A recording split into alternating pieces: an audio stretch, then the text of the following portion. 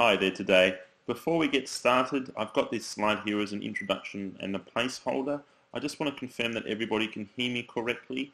If I could get you to type into the chat bar that yes, you can hear me, that'd be great. I'll get started once I hear back from everybody.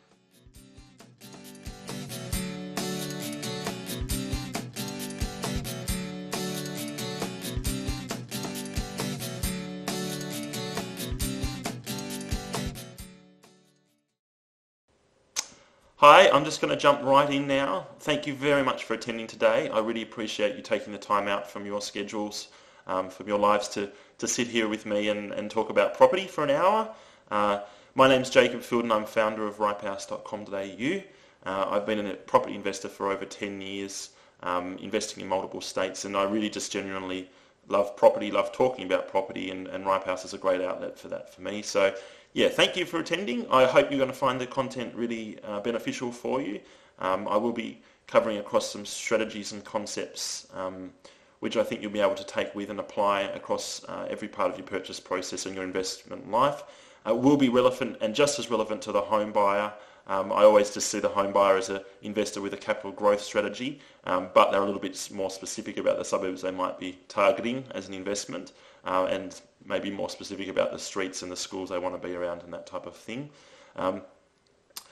So I will be talking about these strategies and concepts and relating it back to Ripehouse and the use of Ripehouse to solve these problems where relevant. However, they are very transferable to your everyday due diligence and investing life. So those concepts and strategies I'll talk about will be transferable. The core theme of the webinar is Know Your Strategy. I think it might seem obvious what your strategy might be, but I just don't think it's consistently done well in finding a suburb that is relevant to your strategy, and that might be the easy part that may be provided to you by another provider or another person, or the media might talk about a suburb as a great candidate, and you're given that and you run with it and you don't know how to back that up on a street level. Make sure that strategy voice is consistent at a street level, and then find individual properties that are then once again very relevant to the area and the suburb and the reasons and the strategy why you've identified that suburb in the first place. So that message needs to be consistent, and that's what I really want to focus on today. In understanding why it needs to be consistent, but then also what that consistent message needs to be at each of those three stages. The reverse is also true. So you might find an individual property, you might be recommended a property that is an excellent investment. Who is that an excellent investment for? What strategy is that going to fulfill the need for? Why is it relevant? That's the real question, and that needs to be a full picture, end to end. And in doing this, what we're talking about really is just location. It's the suburb location, it's the street location, it's the property location. What is around that property and in that suburb? Why do locals want to live there? Why is there rental demand? Why is there purchase demand? What affects that location and that property? And relating all that location back to dollar terms. You know, we can make that link, and I'll be illustrating that throughout the webinar. How does that affect your appraisal of the property, your valuation of the property, what you're willing to pay, what you're willing to negotiate with the agent, how can you use that information to negotiate with the agent in real dollar terms, because that's what it means to your bottom line, your investment strategy success, and moving towards your goals.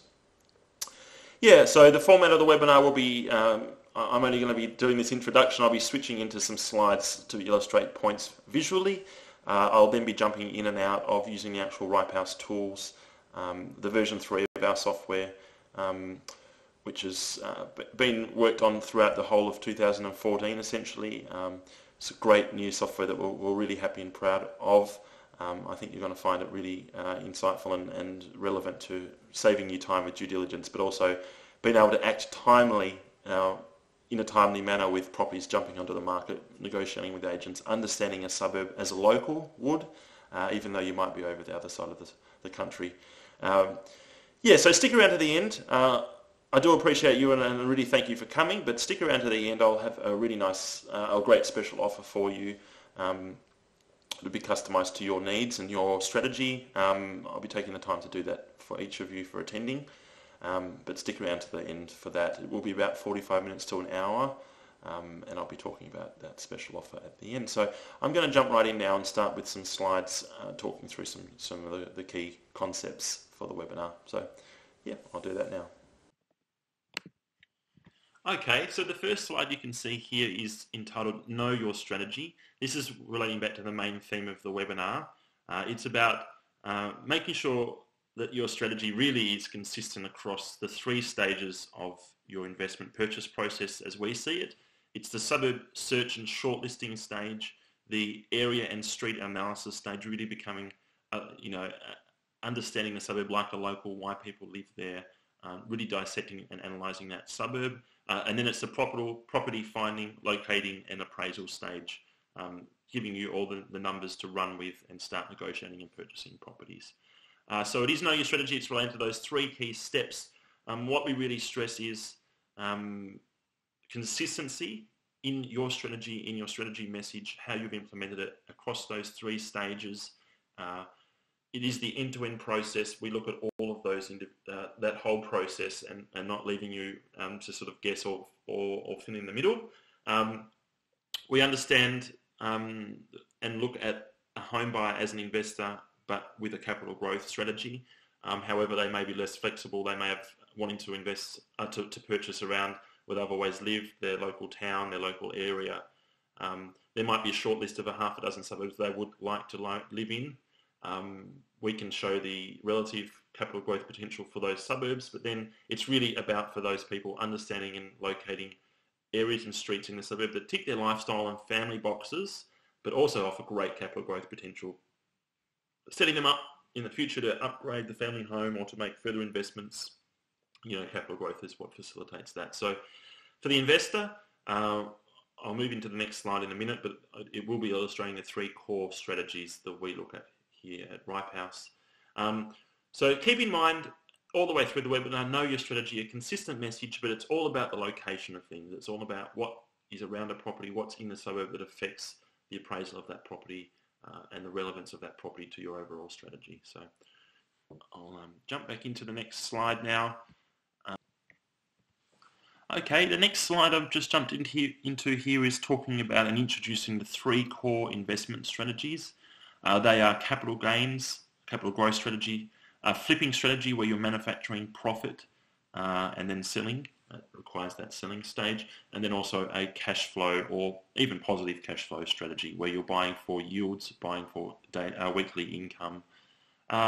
What we need to illustrate is these strategies are generally not mutually exclusive. If you're buying with a capital growth strategy, you really want to have high yields as well and vice versa. But what I really try and stress is that investors or home buyers are really investors with a capital growth strategy. They might be a little bit more specific about the suburbs that they're targeting and only have a small short list there. But what I really do stress is you need to have a primary strategy in mind, and that message and the reason why you've selected that strategy needs to be a consistent message at the suburb selection stage, suburb shortlisting stage, the area analysis stage within a suburb, the street and area analysis, and then the shortlisting, finding, locating and appraisal of properties, the third stage. That needs to be a consistent and key message across those three stages. The property and the area need to be amplifying the positive effects of why you've selected that suburb in the first place. It needs to be an end-to-end approach. I don't see that done very well generally. I think it really needs to be the focus. So I'll jump right in and start breaking down the individual strategies and what you need to target at each of these three steps for success for that strategy. What I won't be doing in the webinar is looking to your personal requirements and goals and working out which strategy might be most relevant. It's something that's a whole another raft of webinars in themselves, and it's a one-to-one relationship needs to be formed with the individual to see what their goals and situation and priorities are to find that and make that decision. It's coming. You will be able to see the benefits of each strategy, and you will be able to relate that back to your personal situation. But I won't be directly recommending a strategy based on you or your investment goals. So, I'll move to the next slide now about the capital growth strategy. So the first strategy I'll be talking about is a capital growth strategy. Throughout Ripehouse, we have basically broken it down into only three strategies. Capital gains, flipping and cash flow is obviously far more and many more advanced or lower volume strategies, subdivision, commercial, dropping your house on the back of a block, off the plan. There's a far raft of basically really trying to focus it down to the 3 core strategies and relate that back to the numbers and suburbs in question. All the other strategies are derivatives of these in certain ways, so it's great to start with these 3 core. First one I'll talk through is capital growth as your primary strategy. It's a consistent message you need to have end-to-end in your purchase process. What I'm going to do firstly is talk about what it means in your suburb selection stage, then your street and area analysis, and then your property appraisal stage. At the suburb level, I don't like to see and look at past performance within a suburb as an indication of future performance. I think future growth, future capital growth is going to be dependent on a favourable demand and supply relationship. There needs to be new demand in the suburb that's creating an undersupply or an imbalance in that relationship, and then that is then translated into new tenancies, new purchasing growth, or new purchasing volume, and that's going to result in the growth. So we're not looking at past performance to predict the future, because that past performance has been driven by a demand-supply imbalance, which may have been satisfied already. So if you're purchasing in this suburb just because it's had great returns in the last 12 months, that returns may be drying up because the demand is now caught back up with supply, or the supply is caught up with the demand. Sorry. So when I'm saying we're removing this whole past performance idea. What we're looking at is now, and Ripehouse is all about now. It's giving you the tools to move in a timely fashion and make critical decisions quickly and accurately. So when we're looking at the now, what we're looking at is new utility in a suburb. That's how I refer to anything that would add demand or create demand for people wanting to move to a suburb. So utility might be a new mine that's created employment in the area, which is the obvious one, the darling in the media, but it's also obviously infrastructure spending by the government to reduce commuting times or accessibility from or into the suburb that creates demand for people wanting to live there. It might be a great new school that's really driving through school results, high school results, people are wanting to move to the suburb. It might be a general cumulative effect of restaurants and a vibrancy and cafes that are really pulling the suburb from a suburban to a vibrant inner city type suburb. As a whole, the suburb is now becoming more popular to a larger demographic of people. That is utility in a suburb. Another one you might have heard talked about in other areas is the ugly duckling, the ripple effect. One suburb riding on the coattails of the suburb next door, which has undergone recent growth. I always talk about the Newtown Marrickville example in Sydney. Newtown really went through the roof, 800k medians. At one point, Marrickville was that going to ride on those coattails. So what we're looking at and talking about when we're looking at Marrickville is the extra and added utility because of the gentrification of a neighbouring suburb. So it's a utility for people wanting to move into Marrickville to be close to that, for those that can't afford to live in Newtown directly. So that is a utility for Marrickville.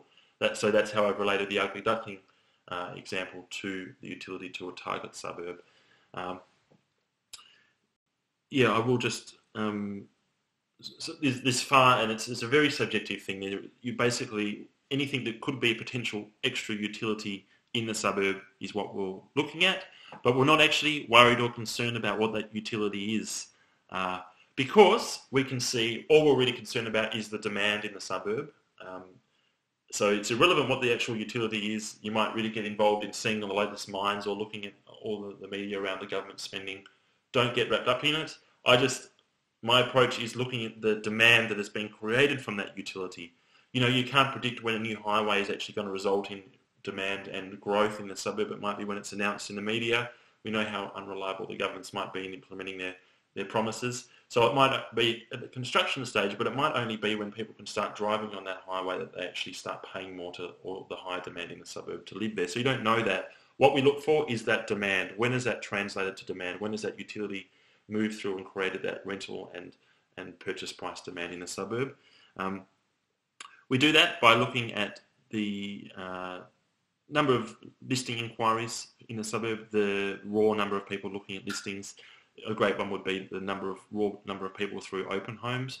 We can't do that on Ripehouse, but what we do look at and what we can see, which is a really amazing measure, is days on market for property is trending downwards. So new demand in that suburb is driving days on market downwards in the last 3 months, which means demand is outstripping supply. Properties are not coming onto the market quick enough to create a stable days on market figure. It hasn't no indication that prices are starting to go up. People might not necessarily be paying more, but there's more sales that have been processed. The days on market has been reduced. Basically, that's an indicator of demand. What we want to see is an indicator of growth or future growth based on that demand. So that demand is now starting to translate to buy signals. So yeah, the utility has been created that's created demand for people wanting to move into the suburb, and that demand is about to start creating growth in the suburb. We want to see those buy signals. The two key buy signals that we look for is sales volume increasing. So people are starting to capitalise on the demand scenario, and also rental per week amounts are increasing. So basically, more people are wanting to rent in the area. They're willing to pay more for rent because of the demand, and that's going to be something that investors are going to be starting to jump onto and capitalise on, because we haven't necessarily seen any price growth yet. So that rental increase is going to result in higher yields, more attractive investor environment. And yeah, also because of the added utility and demand in the suburb, there's going to be more owner-occupiers. That's taken for granted. But yeah, basically we're looking at sales volume increasing, which is showing that now these sales are actually starting to hit a price that the owners and the vendors are willing to accept as an offer, and the rental amount achievable in the suburb is increasing. This is only over in the last 3 months. That basically are the two buy signals required for a suburb to qualify highly for a capital growth strategy. That's what we look for. Basically, when you're searching for suburbs, that first suburb search stage within Ripehouse, we rank every suburb in Australia based on those requirements: days on market, sales volume, and rent increase. The higher the better, and the higher rank that suburb is, and we can shortlist suburbs based on that. Offset and filtered obviously against your purchase budget requirements, crime level, and state as a target. Okay, so that's capital growth at a suburb level. When we start moving down to a street and area level, there might be some different things that we look at. Basically, what we're looking for now is that strategy, the reason why we've selected that suburb in the first place, needs to be mirrored and a consistent message at an area or street level. We want that street that we're targeting to be the leading area, the leading driver of the suburb relevance as a whole for that strategy. It doesn't want to be the laggard. It doesn't want to be the dull patch. No locals want to live there. The people who are moving into the suburb because of the extra demand, they want to be moving into this area or street. That's where they're targeting. The new demographic of people moving into the suburb want to live here. The new miners, the new people who want to be close to Newtown, as an example, in Marrickville. So how do we do that? We firstly look at, I like to look at public housing, because for a capital growth strategy we need to hold for the short to medium term. It needs to be stable tenancies. We need to be buying in a relatively stable and average or above average area of the suburb that we're targeting. So what I look for is low to average numbers of public housing in that area compared to the suburb generally. If you're buying in the highest concentration of public housing in that suburb, it might be a lower quality of tenancy moving forward. By that I mean it might be patchy tenancies. You're not able to index the rent increases against the suburb generally. Suburb generally increases. High public housing, what we're looking at is that has a direct relationship, and we've been able to show that with Ripehouse. High public housing concentrations have a very high and direct impact on the actual property appraisal value, but then also the future growth potential. If street appeal in an area is very low, public housing is resulting in that needs to undertake a full and separate growth process to the suburb generally. So that's another high risk, high reward factor. I wouldn't recommend it as part of a capital growth strategy generally. It may be something, public housing may be something you want to target to buy really low in a suburb, but you basically want to be paying a very low amount compared to the suburb mean, and you may have extra percentage-wise growth. It's a high risk strategy. So for the purposes of a stable tenancy, stable rental market, stable street appeal, let's look for low to average public housing percentages in comparison to the suburb. The street also needs to have average to high rental amounts. Average to high rental amounts is an indication that area is driving the overall rental increases that we're looking for to satisfy our buy signal for the suburb in the first place. It may also mean that suburb or that street has a better or higher class of property than the suburb generally. So we need to be careful of that. If it's got the only tree-lined streets with pools in the suburb, it might be the higher rental, the achievable street. Or it might mean that it is just a normal and average Joe street in the suburb, but it is where everyone wants to live. All the new residents, the utility is in that street. That's why the rents are driving upwards over the last quarter.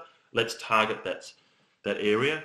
How do we know it is the area that's driving the rents upwards and not the higher class of property? We look at, it needs to also have an average to high rental occupancy rate compared to the suburb.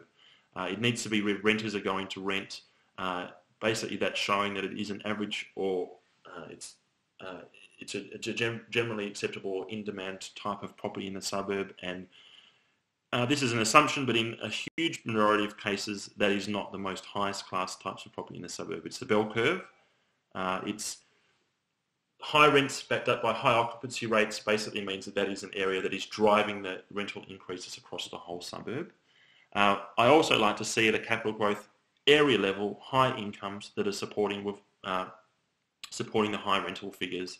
We don't want to have high rental figures which are supported by low incomes because we're going to, once again, be at risk of tenancy instability, and that might also be an indication of higher value properties with retirees and that type of thing. So we want to be targeting low public housing at an area or street level for a capital growth strategy, low public housing compared to the suburb, high rents compared to the suburb, high rental density compared to the suburb, and average to high incomes compared to the suburb. At a property level, it's a lot simpler. We basically want to be looking at the most in-demand property type for that suburb. If people are only renting or buying two-bedroom units, we want to be buying a two-bedroom unit. That's going to be the leading class of property that is driving the growth or will be driving the growth into the future. We don't want to go against the grain. We don't want to be left with a property that's a white elephant that's going to have patchy tenancies or substandard growth. We want to be getting the most in-demand property type and giving ourselves the best shot of capital growth. So that's at the property level. That's how the strategy message is consistent there. But also, why not target properties that are in poor or average unrenovated condition and giving us that extra exit strategy, that extra ability to manufacture growth and move us forward towards a capital growth strategy. Why not do that at the property level as well? Ripehouse shows you the condition of the property. It analyses that automatically and gives a recommendation.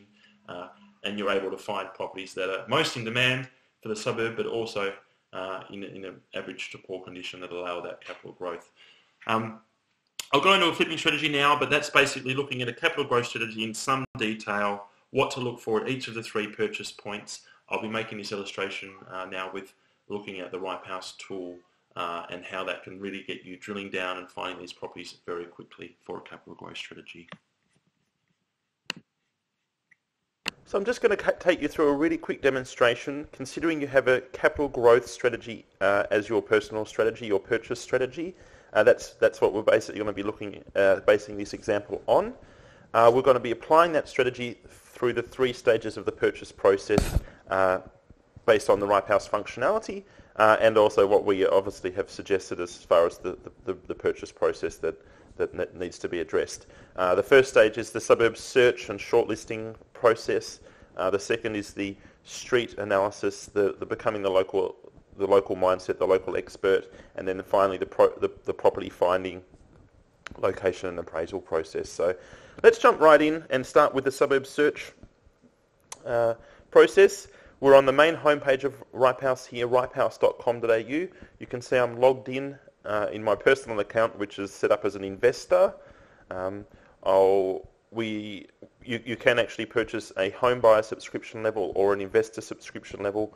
When we get through to the suburb map page, there is functionality that's switched off that a home buyer doesn't actually need or have the use for. So we turn that off and we have a $129 quarterly subscription available for home buyers. They're only able to view or search for capital growth information, and then a lot of the toggles and functionality is hidden, which is not relevant to the home buyer. The investor subscription level is $258 per quarter, or $816 per year, and there is a great special offer that we're going to be offering our webinar attendees today. So stick around for that offer because it brings that annual subscription down substantially. So that's the two levels. We are logged in as an investor, so everything you're seeing now will be looked at from an investor's subscription level point of view. Keep that in mind. I'll jump right in. Let's click on the click to search button, top right hand corner of each page. Immediately you can see property search on the left, suburb search on the right. We've got a very powerful property searching engine that looks across all current properties that are for sale in Australia, matching those properties to your individual strategy, whether they're distressed sales or not, whether they're houses or units, specifics about the property and price range and the location.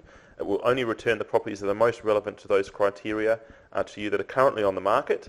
But I will only focus on the suburb search today in this webinar. Grab me on email if you'd like to find out more information about property, or take you through that personally. But we will be focusing on a capital growth strategy. What we're trying to do at the moment is locate the highest ranked or most potential for capital growth suburbs in our target area and our budget range. Let's go with capital growth as our strategy as discussed. This is a really unique feature of Ripehouse. We can take all the suburbs out of the mix that exceed our maximum level of crime that we're comfortable with. So if we don't want to be investing in suburbs with a high level of crime, let's take them out of the mix. That's each suburb's compared against other suburbs in the state to assess the crime level, and we can automatically remove a huge chunk of suburbs that we wouldn't feel comfortable in investing in. We can nominate a price range for our search for suburbs. That's the average median, the median price in the suburb. We can take all suburbs away that are outside of our range, and we can select certain states that we want to narrow our search down to. Northern Territory is moving forward, and it's a great example at the moment for Northern Territory. I'm going to use that as my example today. So let's go. Let's return to us, the top suburbs in the Northern Territory rated for a capital growth strategy. What it's going to do is return the top 10 suburbs according to this rank. We've got some really key quick look information that is very relevant to what we need to know in order to shortlist these suburbs and move forward. But we can be confident in the fact that it's returned the suburbs 1 through to 10 in the order for its capital growth potential, based on days on market decreasing over the previous 12 months, rent amount per week increasing over the previous 12 months, and sales volume increasing over the previous 12 months. So this has actually recommended Darwin as the number one. This is actually Darwin, the suburb, not the city, so Darwin CBD as the number one candidate in Northern Territory. 512K is the average purchase price, 7.2% yield, high crime rate, 2 bedrooms, most common bedroom amount or type, and unit is the most common property type. 36 days on market average. We've got quick lookup information for public housing, rent, income, and vacancy rates. All that's their number of dwellings, the location on the map. So let's go with Darwin as the number one rated capital gain suburb in Northern Territory. We'll start analysing that, seeing why it is being recommended, but then we're also going to be looking at the individual areas in streets within Darwin. What it's loaded up here is the main suburb analysis page. This is the real hub of Ripehouse. This is the absolute core of it. This is what we're so proud of. It takes a different approach to a lot of the other tools and information sources that you see. It really puts things visually on a map, and location is key. I can't reiterate that enough. A property is put in context by its location. You hear location, location, location as the catch cry. What does that actually mean? It's what is around the suburb, the rental density, the house unit density, the rents, the incomes, the yields. It has to be looked at a street level and not a suburb level, because suburbs can be potentially a huge area with lots of different local dynamics, you need to understand those as a local would, know which areas to seek out and which ones to avoid, which ones are going to offer the most potential, which ones the least potential, and more importantly, which areas and streets are going to be most relevant to achieve against your strategy goals. That's what Ripehouse is about, is that location, and to do that we illustrate it on a map, which is the suburb map page here. Basically, we've come into this suburb. It's very highly regarded for a capital growth strategy. We can click on the detailed strategy analysis here to view all of the numbers around why this is the case. We've got volumes, weekly rent there increasing, demand and supply is decreasing 5% over the previous quarter. Number of listings is documented. The unrenovated to renovated differential, the in-demand property type, the yield, the rental demand supply scenarios. It's all documented here. That's the reasons why this has been recommended. Firstly, we can see there's 142 properties currently on the market in Darwin. That's a lot of properties. We don't want to be moving through each one of those individually to find a potential. We don't want to be going through it as a classified listing and taking up a huge amount of our valuable time. What we want to be doing is zeroing in on the key areas within Darwin and then only showing properties in those areas. What we can do is we can turn on these toggles. Each of these toggles relates to an overlay that will be applied to the map, which will show you things visually on an area by area basis. What I'm going to do firstly is turn on the strategy toggle, and that's going to display to me the areas in the suburb that are recommended for each strategy. A capital growth strategy, there's 3 particular areas that are recommended for that strategy in the area. For a flipping strategy, there's 2, which is highlighted in green. The capital growth strategy is in blue there, and there is 1 cash flow area which is recommended for a cash flow strategy. So let's get our 2 ducks in a row. Capital growth strategy is blue coming into the suburb in the first place. We've got 3 areas that we want to focus ourselves in within this suburb for that strategy. What we can do now is filter properties based on if they're located in these areas that are relevant for a capital growth strategy. That's basically narrowed our list now down to 49 properties that match that strategy, that area. It's going to start saving us a lot of time in looking at those individual properties. They're basically, for the criteria looking in an area for a capital growth strategy we talked about, we want to have low public housing, we want to have high rental density, we want to have high rents and high incomes. All of those 4 elements need to be there and present for an area to qualify. So we can now assume that each of these 3 capital growth strategies, those 4 elements are aligned in each of those strategies. But if we want to analyse them individually, we can click on the public housing toggle, for example. The darker the red, the higher the public housing. So we can see that there's no public housing in the areas that we're looking at here for capital growth strategy. This one, however, is very dark, very red, very high in capital growth, in public housing. And any of these coloured areas, any overlay we can click on, and it will review a pop-up that shows us the key stats for that area. So we can see that there's 2% public housing in Darwin. The local government area generally has 7.3%. But this area and street has 11.2% public housing, a huge amount more than the suburb average. It has almost 70% rental density, 95% units and 8% yields. So we can see the specifics of each area by clicking on the overlay.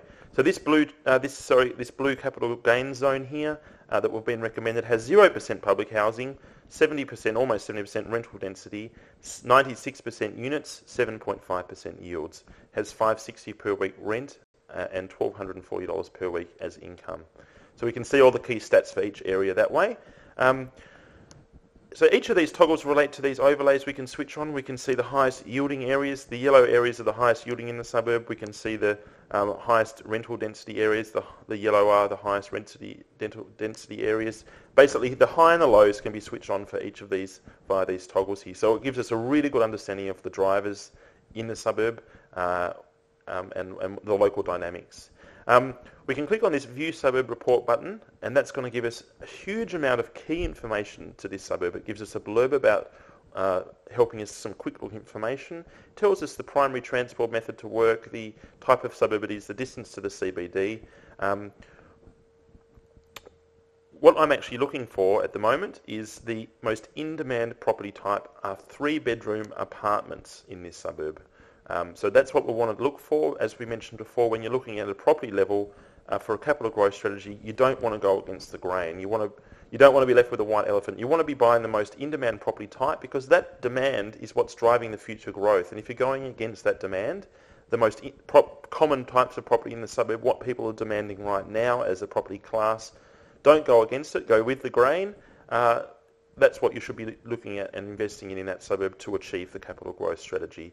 So let's take all of the properties out of the mix that don't suit that 3-bedroom unit specifics. There's heaps of toggles here that you could switch on and switch off for more advanced or type investing or personalised investing. I'm not going to go into that today. I'm only going to focus on this end-to-end capital growth strategy. Let's show me only the 3-bedroom apartments in this suburb. So let's press that filter on. So that's now got us down to 19 properties within Darwin that are relevant. So these are 3-bedroom units sitting in blue chip zones. What we can do now is click on, we can see each of these properties in this list here. We can sort the list by discounted amount. So this is if the property's been discounted as part of its sales campaign, and we can sort it based on the days on the market. What a nice one to do is click on, or we can actually also click on each individual icon on the map, or we can click on each individual element in the list here. What I'm going to do is I'm going to click on this property here. It seems to be around the suburb median in price. I'm not going to click on these expensive properties. It does seem to be about the suburb median in price. It has been discounted 7% over the 176 days it's been on the market. It might start, it is an in-demand property type. It is in the correct areas to achieve our strategy goals in the suburb, but it has been discounted 7%, so it might be indicating some elements of being a prolonged or distressed sales campaign. So we can click on the More button, we can click on the icons on the map. What it's going to do now is show us the individual images for the property. It does all of a sudden look quite tired inside. That's my first impression based on the images. We can see that the agent's selling description here. Based on the keywords and the sentiment used by the agent, the engine has determined that it's in good condition, but it's only 57% certain of that. I would override that and actually click on average condition for this property, potentially even poor based on those images and the sales text. We can see the full listing history. It started off life on the 24th of March 2014 at 650k. Now it's down to 599. We can see some really great quick look suburb information. But this is the real key. We can see this area, how that compares to the suburb overall. Basically, area versus suburb in the comparison there, which is some really good comparative information. And we can view the basically all the ducks in a row. So the suburb strategy is a capital growth strategy. The area aligns to that. It is recommended for capital growth and also for a flipping strategy. But the property, however, does not. It matches, we know, the property type, but the condition of the property has not been aligned based on the automatic assessment. We do know that potentially that automatic assessment may be a little bit off. We can rate it lower as a poor property, and that will then align to a capital growth strategy. We know what constitutes that strategy. So this is only a guide. We do know that the property is probably low to poor condition. If you want to disregard that and go ahead with this property, I think it is a good candidate. We can go from there. Based on all of that information, we can start finding comparables for this property and start forming a property appraisal for it. So that's going to give us some really great information around moving forward and making offers. Basically what it's done, it's returned all the properties which are directly comparable to this. It's given, based on the condition of each individual comparable, the property type, the number of bedrooms, the distance away. It's ordered them. But what it's also done, we can see one direct comparable sold property in the previous quarter, which is the absolute highest priority is given to that. We can bring older suburb sold property comparables into the mix. They're treated as lower priority comparables, or very relevant, up-to-date, real-time for sale listings can be used as comparables because we're looking at the average discount amount in the suburb over the previous quarter between for sale listings and sold properties. We know the percentage. We can extrapolate that out across to current for sales and give you a little bit of an indication, a lower priority comparable to start building on that appraisal of this property. We can curate this list and we can remove elements that do seem way off, properties that are not relevant. We can view the individual listing and see if the condition and the location are comparable. Yeah, we can remove them straight out of the equation there and only form a comparable on the top 6 properties for rent and for sold properties there. We'll go with that. That's our curated list. Basically, we're going to be now performing an appraisal on this property based on that curated list. We've got a 630 baseline comparable. It's running this property through a series of gates based on its location. How does its proximity to schools, shopping, transport, public housing affect the valuation? Oh, sorry, not the valuation, the appraisal of this property. We do know it's well located for shopping and transport, so that has 2% cumulative effect on its appraised value, which brings its final appraisal up to 655. It's been asked for at 599. We know it started life at 650, which is around the final appraisal amount. We know it's an in-demand property type. We know it's in an area that's perfectly aligned for capital growth strategy, and we know the suburb generally has been recommended for a capital growth strategy. So this potentially is a very good candidate to move forward with. And if we like all this information, it is making sense. It is going to give us some great tools to talk to the agent and to move forward to an open house. We can click on and print a report, which is going to give us all this information in a very quick look-up format. I won't display that now because it's changing around all the windows, but we can print that report off and move forward with that straight away.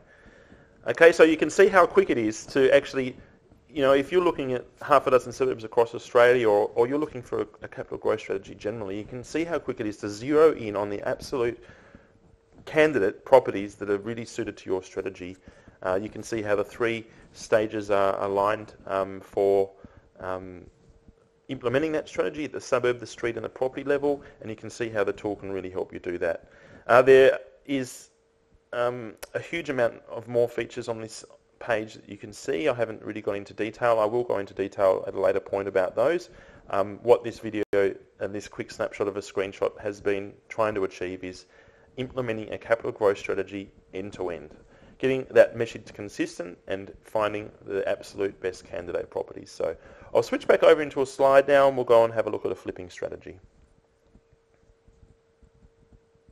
Okay, so the next strategy I'm going to be looking at is a flipping strategy. Now, what that really is a short-term investment in a property that allows you to leverage your personal skills in renovation or project management to manufacture profit in the short term. This assumes, and obviously you need to profit from the transaction, so there needs to be a sale involved, and this is going to be looking at over a short-term period, as long as it takes to basically make the renovation and sell the property. So we're not really looking at long-term capital growth or long-term high-yielding cash flow strategies. It needs to be short-term, allowing you to manufacture the most amount of profit in the shortest term possible is basically a flipping strategy. I'll just go into a little bit of detail about what we look for at the suburb, the street and the property level for a flipping strategy in the same way that I have done and illustrated for a capital growth strategy. Then I'll jump into giving a quick demo of the Ripehouse tools and make this really sink in visually about how to achieve this. So at the suburb level, the top level in the suburb search, when we're looking at the most highly regarded flipping suburbs anywhere across Australia or in your local backyard, what we look for mostly is the largest gap between unrenovated and renovated properties in that suburb. That's giving you the most potential scope for manufacturing profit to move a property from unrenovated to a renovated condition.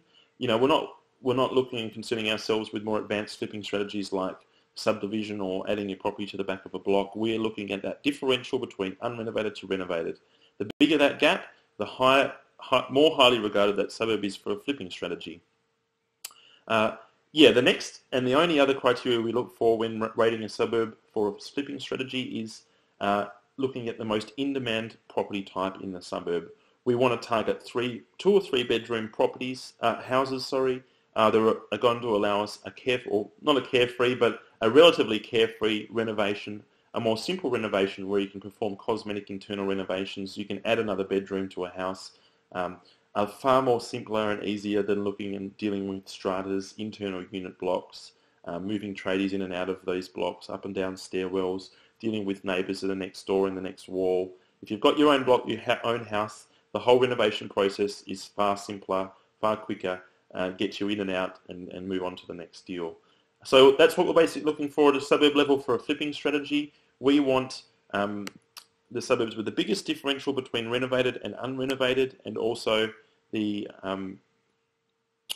most in-demand property type in the suburb is 2 or 3 bedroom houses. Moving down to the individual area, what we're looking for as the second duck in a row for a flipping strategy is a high proportion of owner-occupiers in the street or area that we want to target.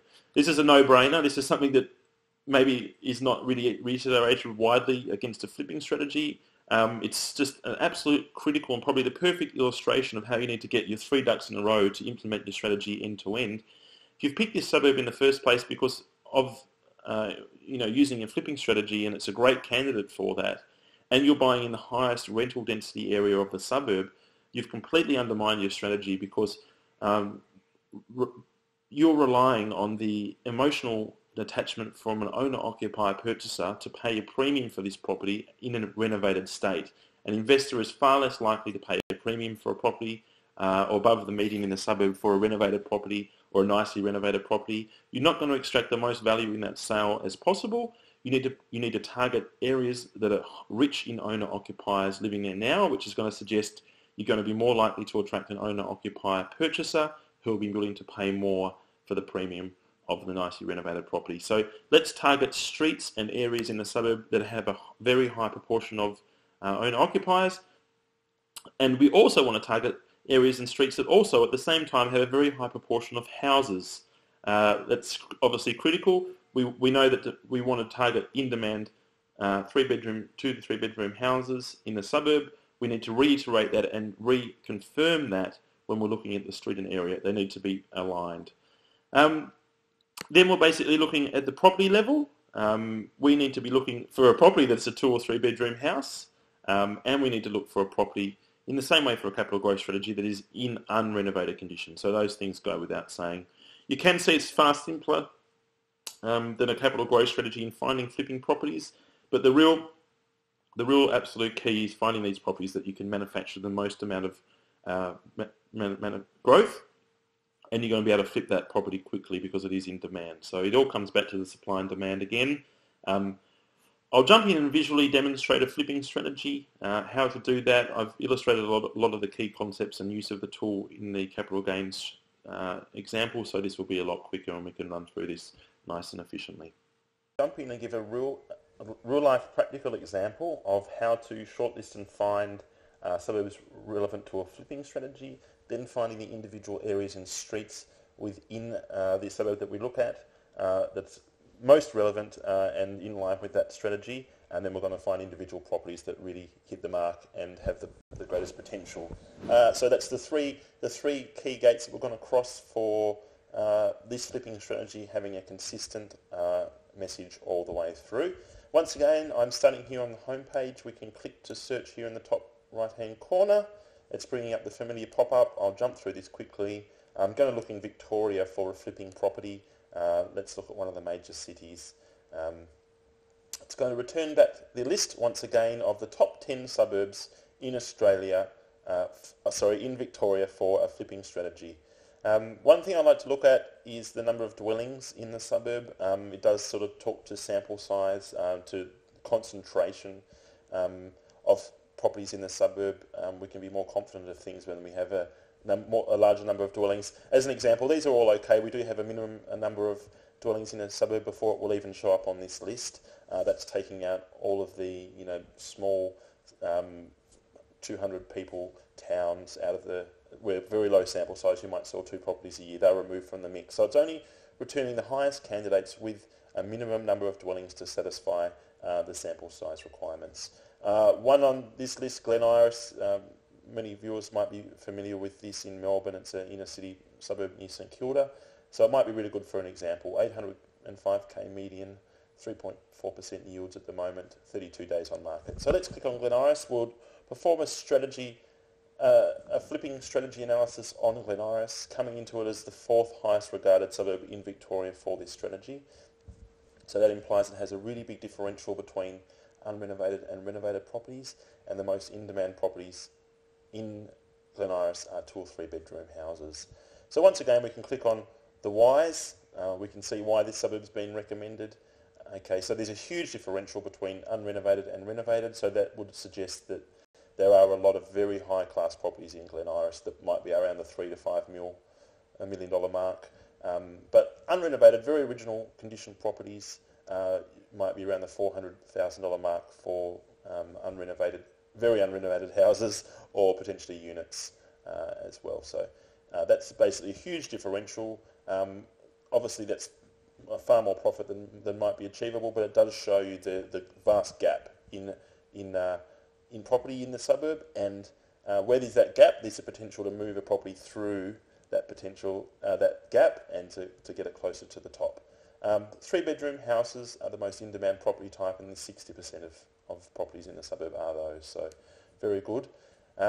What we're going to do is we're going to not click on the strategy toggle to start with like we did with capital gains. I want to show you where owner-occupiers live in Glen Iris. This is very important and critical to a flipping strategy. So let's click on the property type. So we can see that the owner-occupiers are the owner-occupiers are in the green. The darker the colour, the higher concentration of owner-occupiers. The yellow is renters. The darker the yellow, the higher concentration of renters. So we can see the owner-occupiers are very firmly belong over in this pocket of the suburb, almost exclusively. So it's a very big differential. We don't want to be investing over here with a flipping strategy. That's a very simple example of that.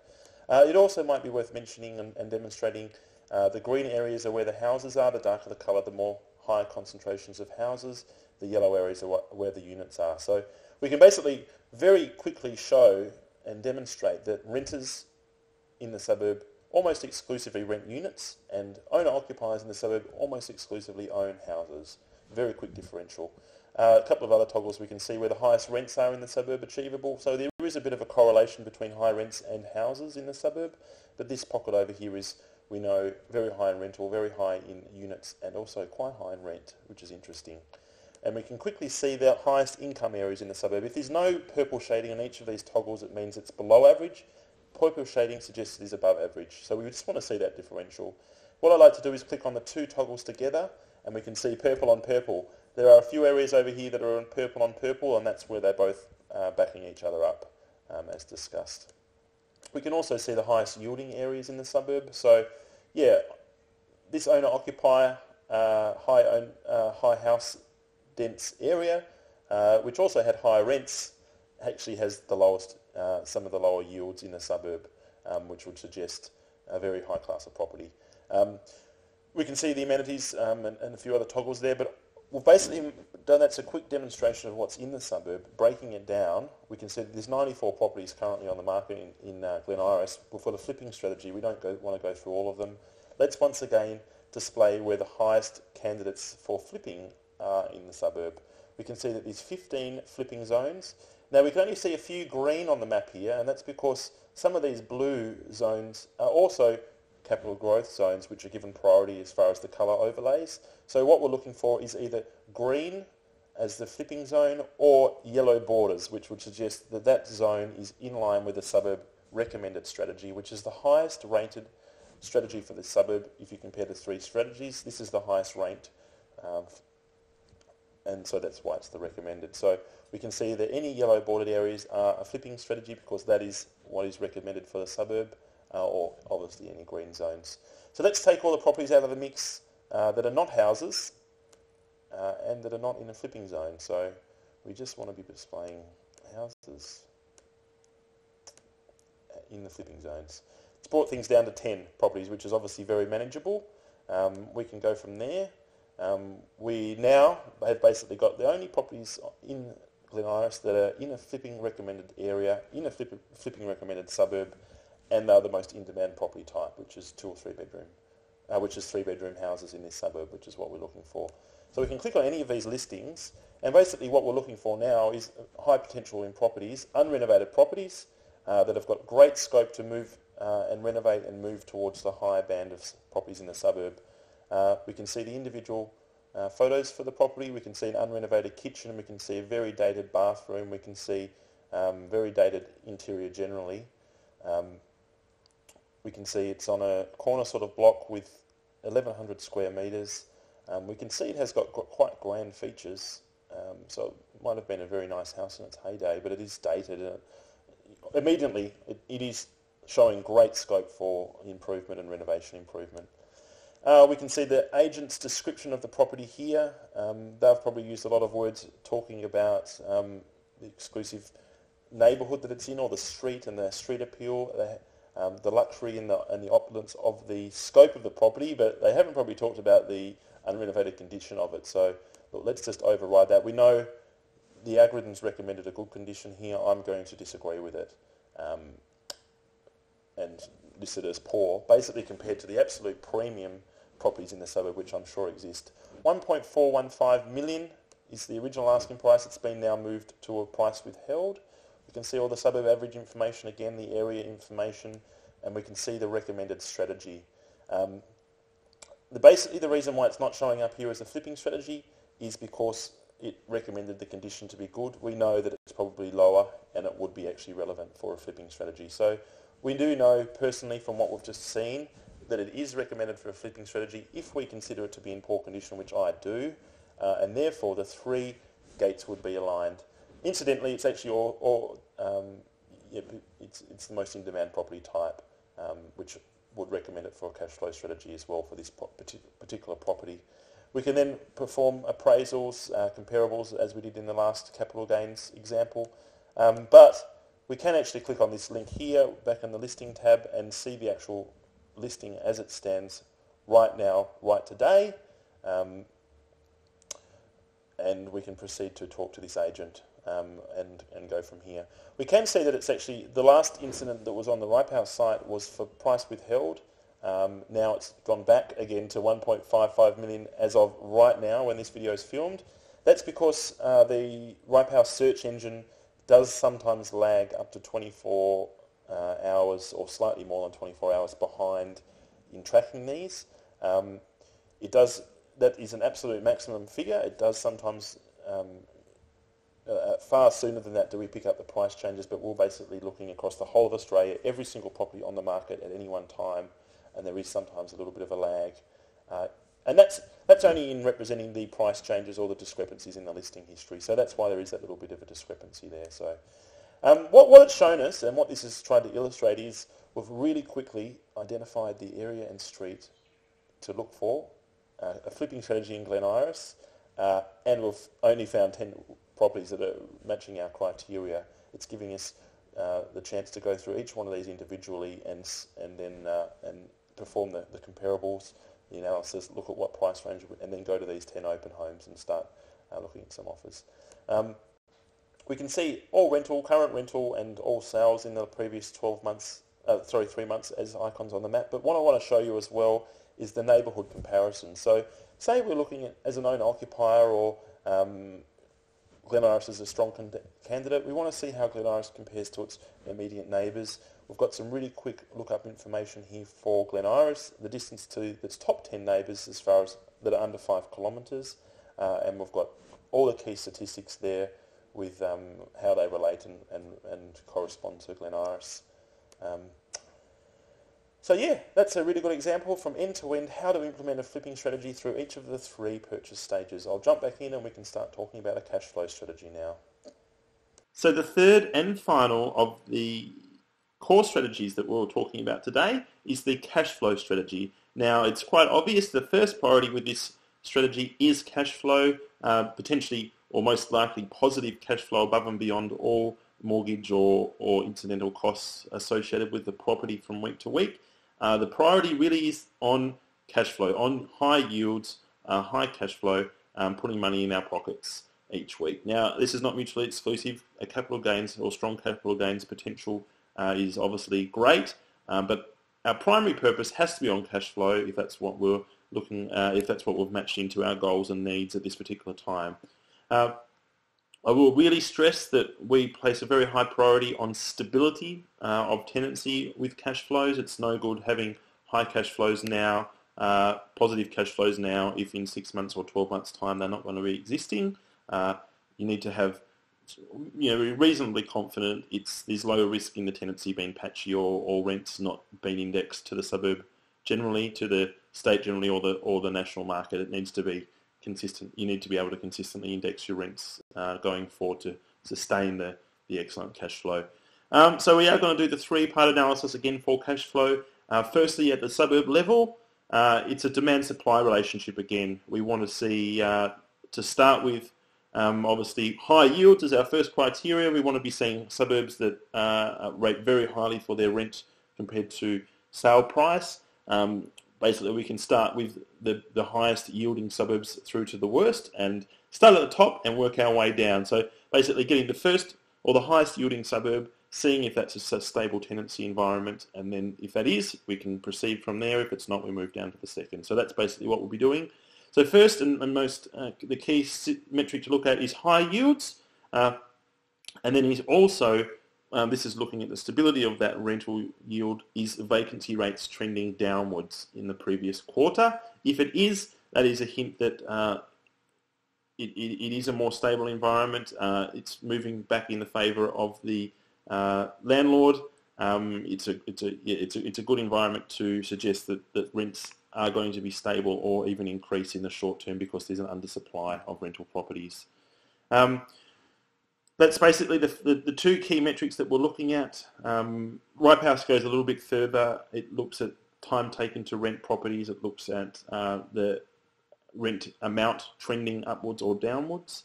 But it really does come back to those two key statistics for cash flow, high yields and vacancy rates trending downwards. I do like to see rents trending upwards in the previous quarter. Obviously, that does lead to the demand translating to actual growth, but it is a secondary figure.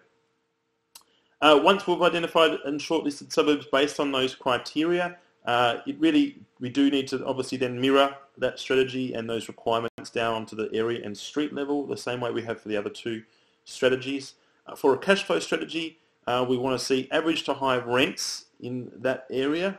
That would suggest that particular area might be either driving forward the growth and the yield and the high yields in the suburb, or it's a premium class of property. So once again, to perform that check to ensure that it is the high rents are because of the demand and that demand pushing rents upwards, we look to, is it a high rent area, and is that high rent backed up by high incomes again, and does the area have high rental occupancy? So high rental occupancy shows that the higher rents are attributed to higher demand because of the bell curve. Basically, there's more of a sample of people renting. They are averaged across all different classes of property in that area, and because of the breadth of the renters, the demand would suggest in that breadth, with the breadth of renters and rents also increasing and at a high point, that would suggest that they are because of general demand and not because of a high class of property. So we can do a sanity check on that as we can in the other examples. Just do a quick look at what properties are for sale or have been sold or for rental listings in that area. Does it seem like it is the only area that has the really nice tree-lined streets in the suburb, or does it have the ocean view in the suburb? Is it the most exclusive enclave in the suburb? Or does it look like quite a common or average type of property in the suburb, just with unusually high rents because it potentially might have the greatest amenity or all of the nice sweet spot of amenities, shops, transport and shopping, and schools, that the renters are wanting. So the renters are paying a higher rent and higher yields in that particular pocket. So it all comes back to the yields. Is that higher yield backed up with the metrics that we're measuring demand in that area, and is that the same story that we're hearing because we've identified the suburb in the first place? When we're looking at the individual property, for a cash flow strategy, we really want to only be focusing once again on the most in-demand property type, house or units, and number of bedrooms in that suburb that renters are renting. We don't want to be going against that grain. We want to be buying the asset class that is generating the highest yields possible in that suburb, highest rents possible, and is the most in-demand property type for renters. We don't want to be going against that grain because if we do, we might be left with a white elephant again, and that's going to have patchy tenancies or not be able to drive tenancies through the suburb rental growth that might be achievable. So I'll jump in quickly again and we'll have a look at Ripehouse and using Ripehouse to find suburbs, streets and properties that match a cash flow strategy. I am aware that we've gone far over time with this webinar today. I really do apologise about that. There's been lots of content. I'll be as quick as I can with looking and performing this cash flow strategy analysis. We are going through the 3 stages, the search, analysis and appraisal stage. So we have to make sure that the message is consistent. Let's start with the click to search functionality again. Let's start shortlisting suburbs. Just bear in mind that all of this functionality is paid functionality. It does require an investor level of subscription. The home buyer subscription level is just a very small subset of the capital growth functionality. A lot of the reporting and things are not there. A lot of the metrics that an investor would need to look at are not there. So the investor membership starts at $258 per quarter. It's $816 for an annual subscription, and there is a substantial discount from that as being a guest on our webinar. We really do appreciate your time and would like to reward you. Stay around for the end for that offer. It'll basically pose very good value in comparison to a quarterly subscription. So let's jump in. Let's perform a cash flow search. That's the strategy we've just selected. I'll look at Queensland, sunny Queensland this time. There's a lot of great cash flow potential up in Queensland at the moment. It's returned to us the top yielding suburbs in Queensland as an average first, but it also shows us the cash flow score, which is an indication of the stability of the tenancy. So it's looking at the yield, the growth in the rent, and the vacancy rates going downwards. I do like to see at least 1,000 dwellings really for sample size. They're all in Cairns by the look of it, the top 3. Manoora has over 2,000 dwellings, has a low purchase price and a decent yield with very reasonable days on market. So let's start with that. This is loading up this suburb now. What we're firstly going to be looking for is individual areas within Manoora that have a cash flow strategy recommendation. We do remember that for that to occur, we need to have high yields, high rent, high income, and high rental occupancy in that area. So a lot of ducks need to be in a row for that recommendation. Not all suburbs that have a cash flow strategy recommendation have areas that are relevant to that strategy. Manoora has one zone it would recommend very strongly for cash flow strategy. It is this zone here. 3.9% public housing, 74% rental density, so you're really going with the flow.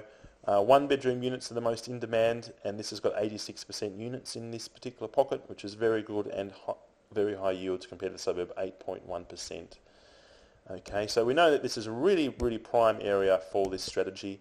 Let's get everything out of the mix apart from properties located in this zone. 1-bedroom units are what we're targeting. So I'll take everything out of the mix here. Oops, what's happened here? It's number of bedrooms. I'll just open that out. Okay, so there weren't any 1-bedroom units in this particular pocket, but there were units. So let's start there. We'll drill out. We've narrowed all properties on the market down to 8 properties of interest in the correct zone, and as close as possible to the most in-demand property type. So these are 2-bedroom units. Let's order the properties that we've got returned here by the discounted amount. Some of them have been drastically discounted, but this has been on the market for a long time. Let's have a look at this one here that's been on the market for 50 days, which is around the average days on market. Wow, gee, I'd like to live here. It looks lovely. Beautiful photos. I'm not sure if that's the norm in Cairns or not, but it does look very well presented. The condition of the property does say 5-star resort, lots of equipment, facilities, 57% certainty of a good condition. Listing history is all there. Suburb KPIs, it's cheap to buy property. Average sold price is only $206,000 in this area. All very good as far as the buy criteria. Basically, it's all the ducks in a row from a suburb and an area point of view. It's not giving this property recommendation, I'm assuming because it's a 2-bedroom unit, where the suburb does say that the most in-demand property type is 1-bedroom unit. So there's it's not consistent with the overall suburb strategy is the sentence here. However, we can be a little bit flexible with that, just because it is a very strong cash flow zone. It is a 2-bedroom unit. If you want to be very strict with it, we can go against that grain. We can be, but it is potential we can go forward with here. Yeah, I won't go any further. We can do the whole comparables, the appraisal stage, the reporting stage with any of these properties. We can go through them all or none. We can move back to another suburb. This is all paid functionality. You can actually come into this page before you sign up, before you pay. You can use it. You can see the properties on the market. There is some functionality that you can actually perform as a free user. A lot of the real meat of the page is hidden and obscured behind upgrade required buttons. This is all part of the investor membership at $2.58 per quarter. Great value coming your way in an offer that's just around the corner. So bear with me for a few more minutes. We do have a question and answer session coming up as well after that. So stick around for some opportunity to ask any question that you might have.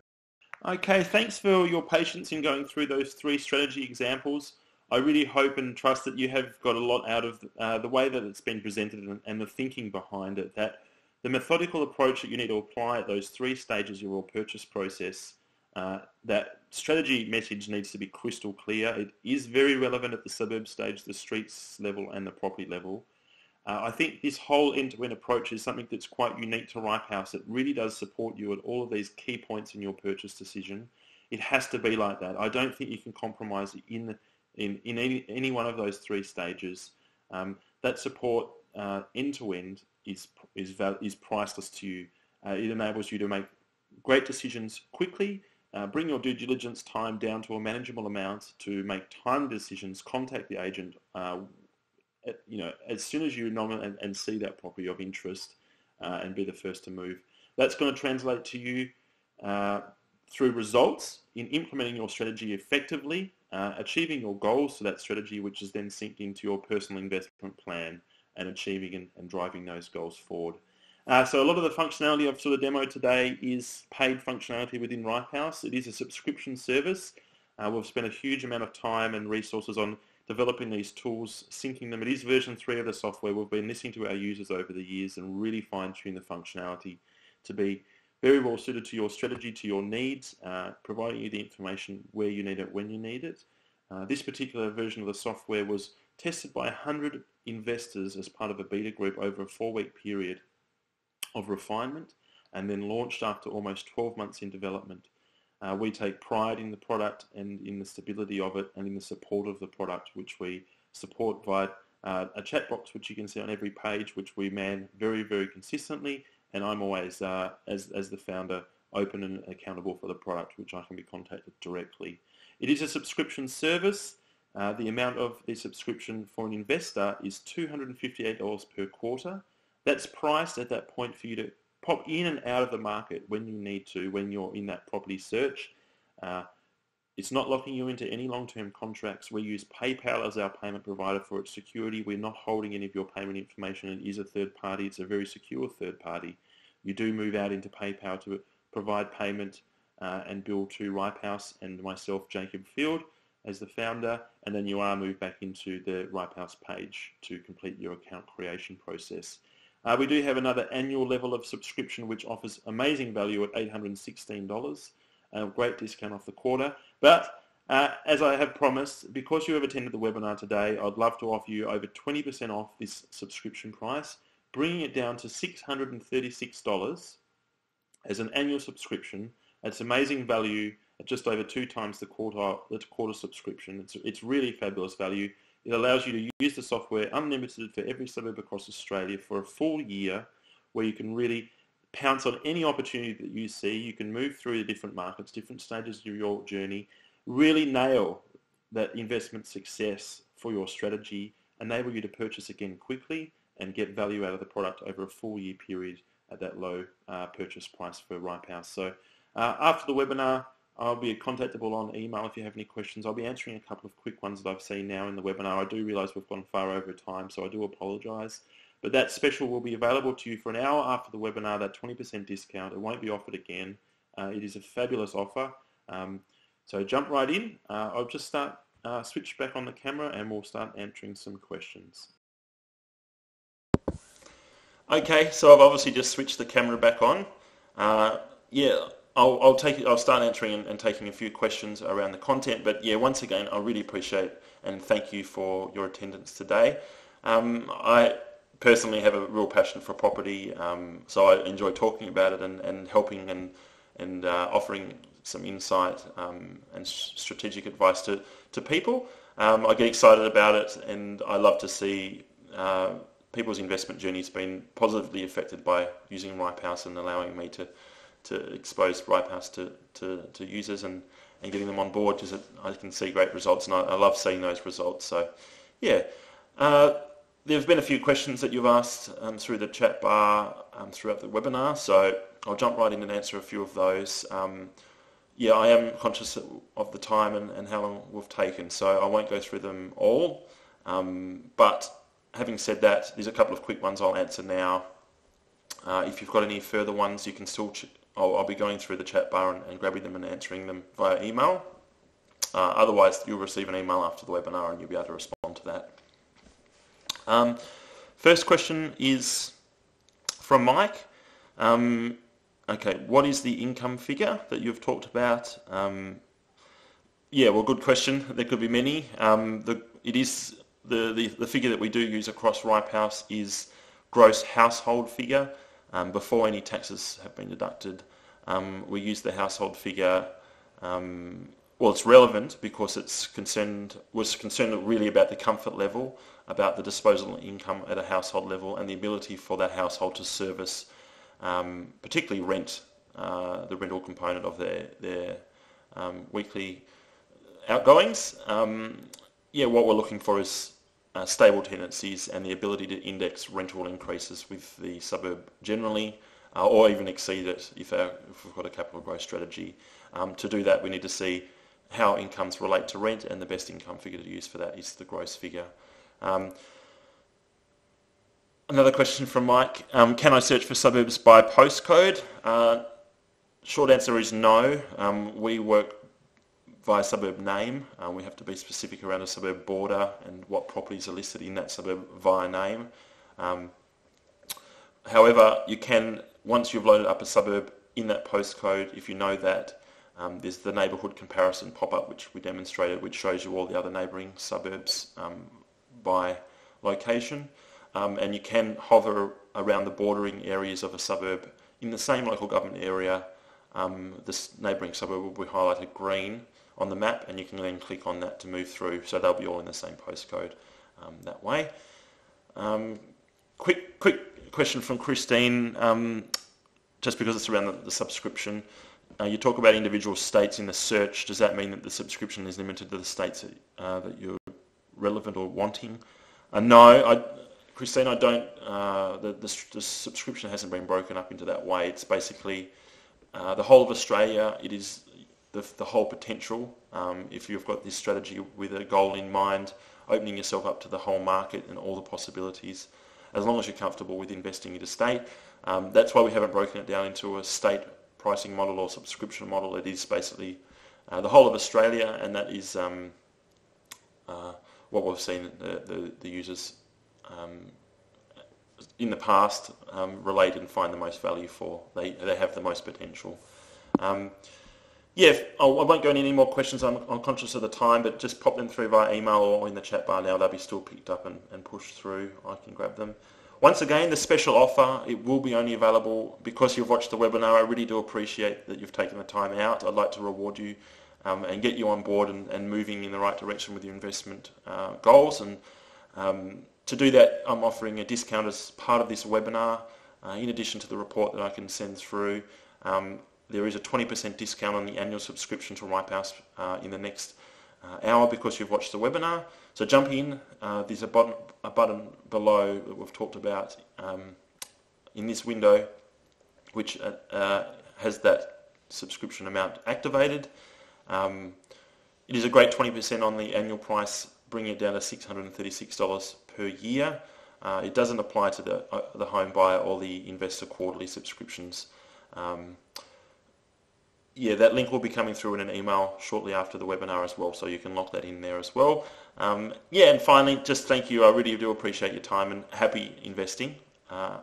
And I really hope you've got something from this webinar to move you towards your investment goals. Thank you.